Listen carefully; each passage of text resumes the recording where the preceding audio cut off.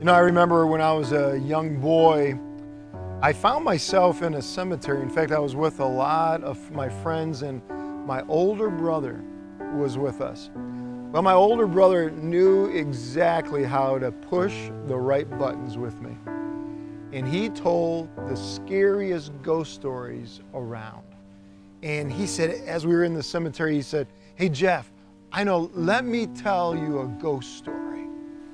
You know, what is it about a ghost story it's that much more intense in a cemetery versus, say, in your living room at home? Well, I can't help but realize that when I'm in a cemetery, there's death all around me.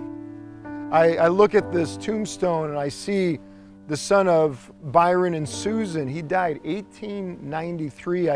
I see how mom, Susan, she died 1893 also. In fact, Susan died a month before her son died.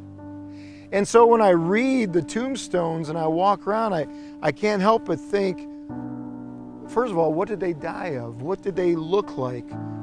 What kind of family were they? What kind of person was Susan?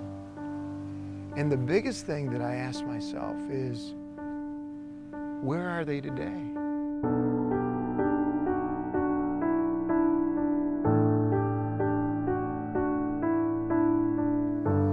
You know, you take the Buddhists or the Hindus, they believe in reincarnation, that if you were good upon this earth, if you had good works, you would come back as something that was really good, or maybe a good person or a wealthy person. Or if you did bad works upon this earth, you'd come back as a mosquito and, I don't know, land on Pastor Paul so he could smack you and kill you.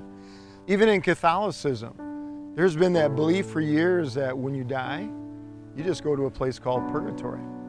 And then there's tons of people out there that just believe when you die, you just go in the ground. They don't believe in an afterlife. You just die. Life is over. Now, what does the Bible say about what happens after we die? Well, Hebrews is very clear that it says it is appointed unto man once to die.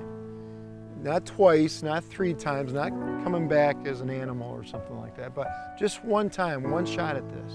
And then Philippians, Paul is talking about how as soon as I die, it's gain. He said, I'd rather die to be with Christ. It's gain to him. And he indicated that as soon as a Christ follower, as soon as that person that has sold out, that's serving Jesus Christ, as soon as they die, they are with Jesus. Jesus Christ, back 2,000 years ago, when he was talking in Matthew chapter 5 to the people about, if things offend you, stay away from them.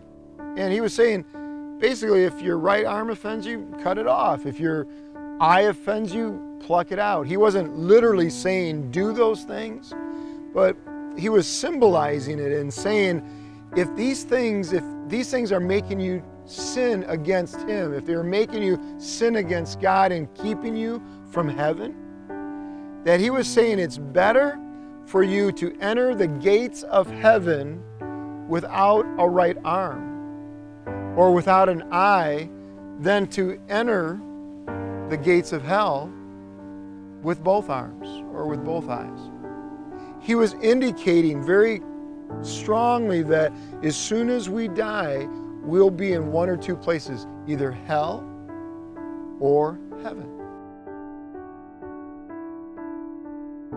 You know, as I look around and I am surrounded by gravestones and basically death.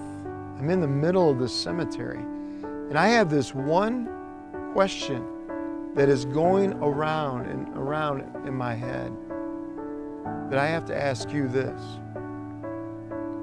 If you were to die today, where would you end up?